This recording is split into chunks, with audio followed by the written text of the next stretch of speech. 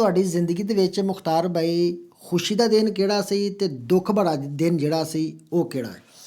ਖੁਸ਼ੀ ਦਾ ਦਿਨ ਉਹ ਸੀ ਕਿ ਜਦੋਂ ਮੇਰਾ ਵੱਡਾ ਬੇਟਾ ਪੈਦਾ ਹੋਇਆ, ਉਹ ਮੇਰੇ ਵਾਸਤੇ ਸਭ ਤੋਂ ਖੁਸ਼ੀ ਦਾ ਦਿਨ ਸੀ।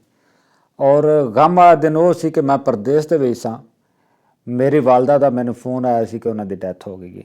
ਮੇਰੇ ਵਾਸਤੇ ਸਭ ਤੋਂ ਜ਼ਿਆਦਾ ਤਕਲੀਫ ਦੇ ਦਿਨ ਉਹ ਸੀ।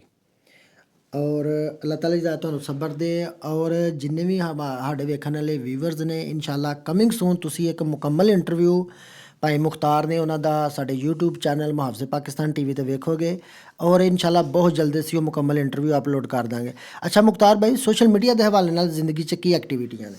ਦੇਖੋ ਜੀ, ਸੋਸ਼ਲ ਮੀਡੀਆ ਤੇ ਮੈਂ ਇੱਕ ਐਜ਼ ਅ ਗਿਫਟਰ ਆਇਆ ਔਰ 10 ਸਾਲ ਤੋਂ ਮੈਂ ਗਿਫਟਿੰਗ ਕਰ ਰਿਹਾ ਮੁਖਤਲਿਫ ਐਪਲੀਕੇਸ਼ਨਾਂ ਤੇ ਅੱਜ ਤੱਕ ਅਲਹਮਦੁਲਿਲਾ ਆਪਣੇ ਆਪ ਤੇ ਫਖਰ ਮਹਿਸੂਸ ਕਰਨਾ ਕਿ ਐਜ਼ ਅ ਹੋਸਟ ਨਹੀਂ, ਐਜ਼ ਅ ਗਿਫਟਰ ਕੰਮ ਕੀਤਾ।